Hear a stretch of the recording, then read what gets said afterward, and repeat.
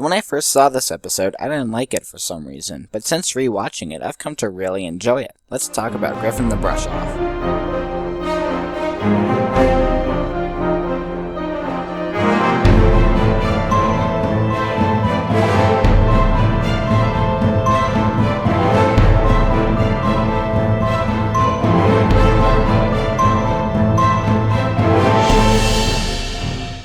Likes. Number 1. Character interaction. This is the first episode that really shows 2 or more of the main 6 interacting with one another. In this case, Pinkie Pie and Rainbow Dash. Something that this show is particularly good at is playing different personalities off each other, and there's just so much dynamic between Rainbow Dash and Pinkie here. At first, Rainbow Dash just finds Pinkie to be annoying and tries to avoid her, but after giving her a chance, she finds that they do have something in common, which is their fondness of pranks and troublemaking. There could have been almost a whole episode just based off of this part of the episode. Number 2.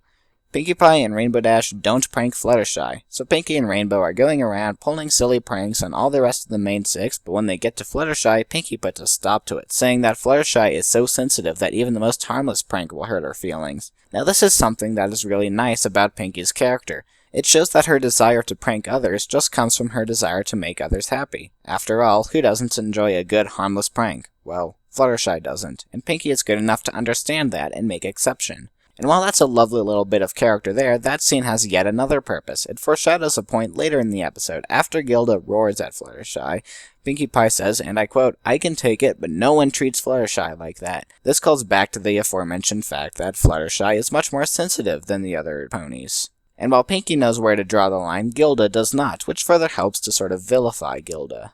Number 3. The lesson. Sure, there's the lesson mentioned in the letter, but that's not what I'm talking about here. The episode also teaches another secondary lesson, which is, don't be hasty to judge others and give them a chance before passing judgment. This lesson is so cleverly intertwined within the episode that it gets taught several times throughout the episode.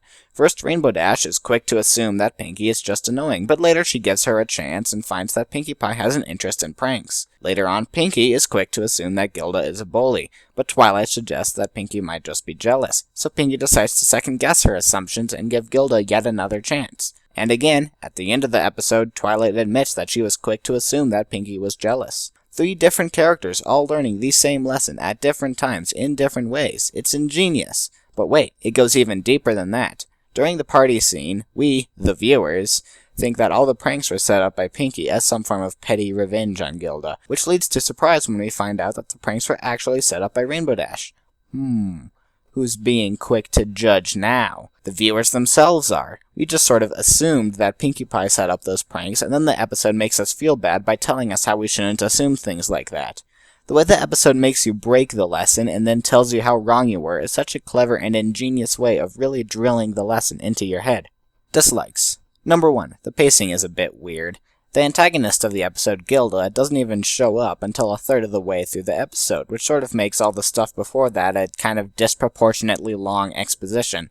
Although that exposition does turn out to foreshadow much of the later episode, so it isn't all that bad.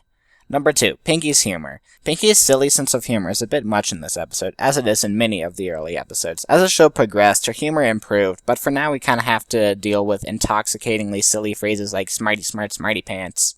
Verdict. I really like this episode. It's probably one of my favorite episodes of Season 1, and I have no idea how I ever could have disliked it. There's just so much in the way of clever connections and foreshadowings and intricacies all laced throughout the episode that really tie it together into a single great story. Thanks for watching.